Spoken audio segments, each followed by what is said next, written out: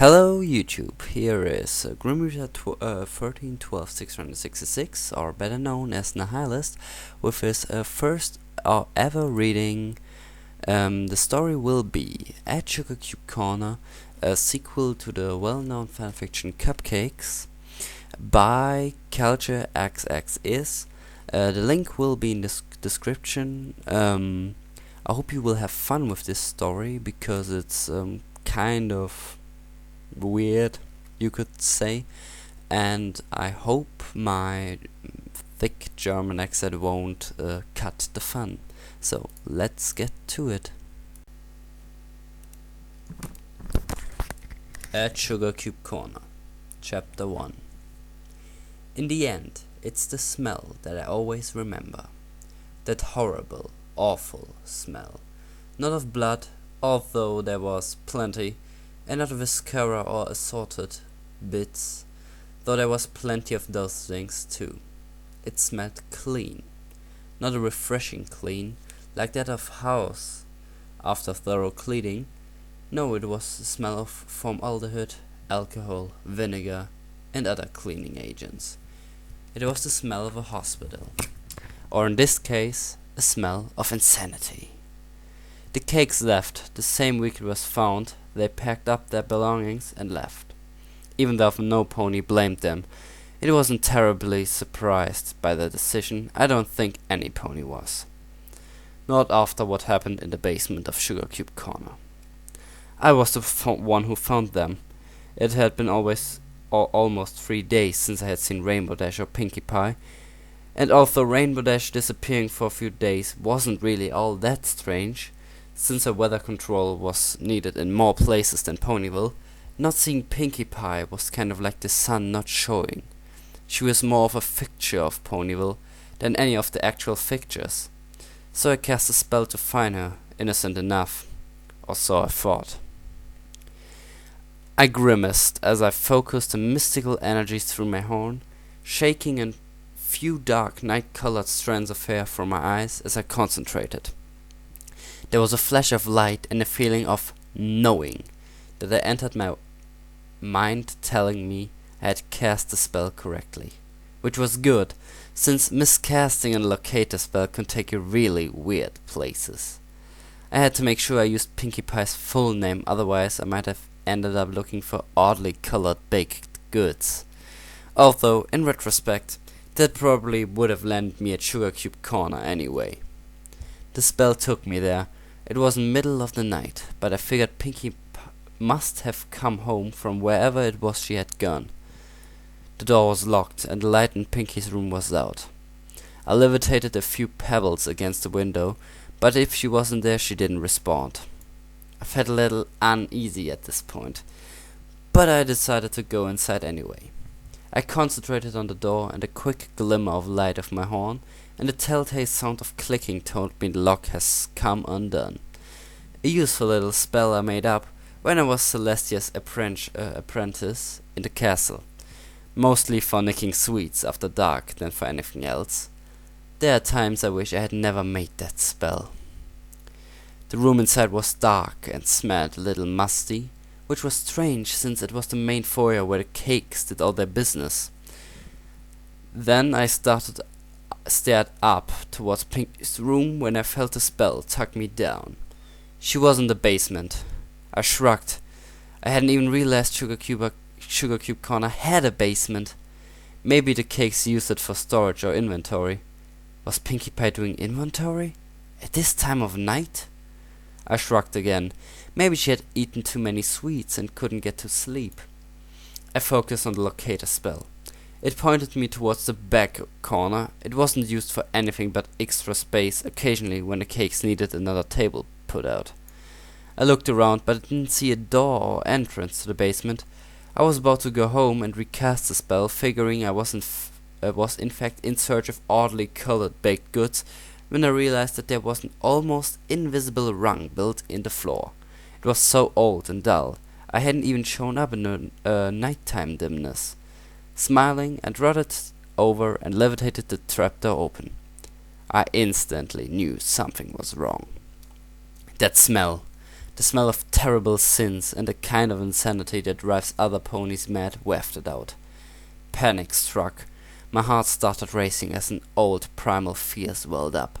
Fear of the abnormal, the dangerous, the truly terrifyingly insane things that haunt the edges of your worst nightmares.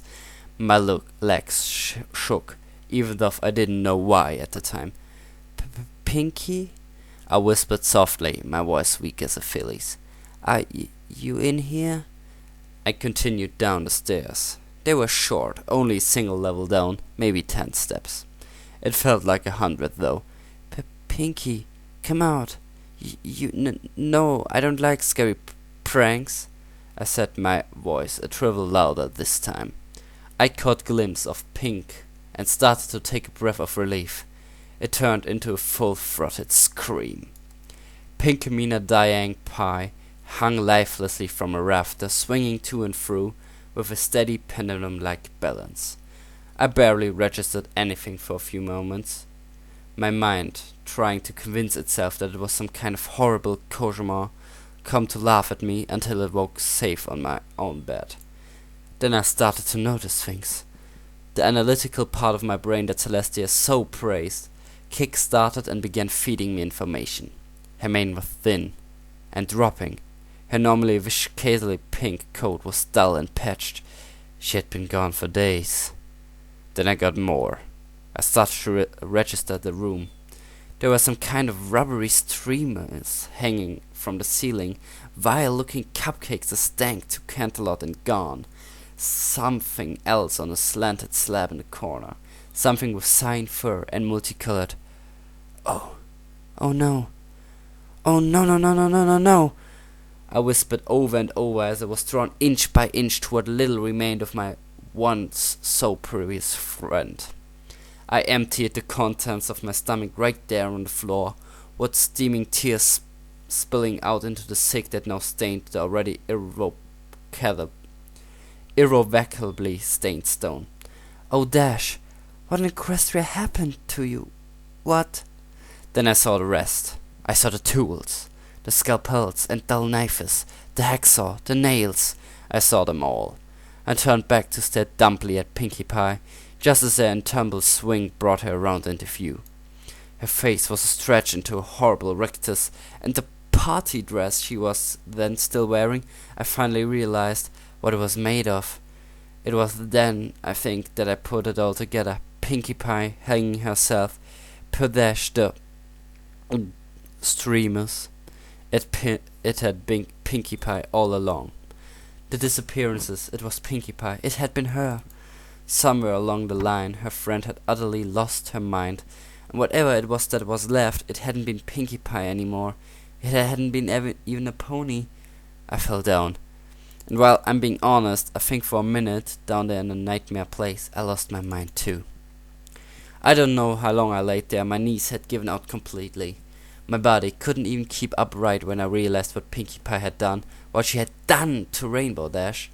It couldn't have been long someone came when they heard my scream, and it must have been only a few minutes. It felt so much longer. I was taken to Ponyville General Care. Despite being a small town, Ponyville had good medical facilities. I mean, just ask Applejack. Farm accidents were nothing to shake your hoof at.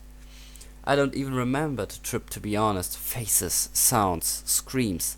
They all blurred together as they took me to in. I remember seeing 2 black bags being wheeled past me at one point. I think I saw a pink strand sticking out of one of them. I was there when my friends came, what was left of them. Applejack, Rarity, Fluttershy and Spike were all clamoring around me, asking me what had happened. I remember telling them I know Applejack fainted when I got to the part about Rainbow Dash. Rarity kept making this odd squeaking sounds like she was trying to scream and couldn't. Fluttershy just stood there staring, her eyes wide, and her complexion going wither and wither in shock. Someone made Spike leave the room near the beginning, but he heard the part about Pinkie Pie. After I finished, we all just sat there, me in my bed, the other on the floor or on the few chairs in the room. What else could we do? I laid there, in the hospital bed. It was late. Dr. Trotson said he wanted me to stay overnight. My friends all stayed with me. I'm glad. I don't think I could have made it through the night without them. Applejack was asleep next to me. After she came to, she begged me to tell her what she had dreamed it, but she cried herself to sleep. Fluttershy and Rarity were asleep on small cots that had been brought in by the nurses, and Spike was curled up at the foot of the bed. I couldn't sleep, even though my mind was so worn and exhausted. I couldn't sleep. My eyes burned a little from the exhaustion. I couldn't focus very well. The silence wasn't helping. I tried focusing on my friends, the sound of Applejack breathing. I smiled a little wryly as I realized she wasn't snoring. The smile vanished as a thought entered my mind. She must have cried so hard she lost the energy to even do that. I turned, lifting myself weakly to rest on my front hoof, staring forward at the sterile metal headboard and the whitewashed walls. The movement helped a little. My mind wasn't so foggy. That's probably the reason I noticed the creaking sound in the first place. A slow, almost measured creaking sound, like metal being bent ever so slightly, this way and that. Creak, creak, creak. Something in the back of my head screamed at me. Ignore it, just let it be, just ignore the sound and go to sleep. Creak, creak, creak. It was no use. I turned my head slowly and caught a slight glimpse of something hanging from the ceiling, something pink and drab, clad in a homemade party dress. I snapped my head back around to stare at the metal of the bed frame and the bland white walls. Creak. I felt something move next to me, in my blind spot just behind my ear. I felt rustle my mane softly as it moved closer to whisper, "Cross my heart and hope to fly, stick a cupcake in my eye." I quacked beneath the covers before laying my head down on my hooves, my eyes wide, tears spilling silently out of them as I waited for the morning to come. So this was chapter 1 of at Sugarcube Corner. Hope you liked the story. I for my part did. And if you have any suggestions for my reading style or so, please comment, like or fave this video. There will be more up in 2 or 3 days from now on. So see you in the next part.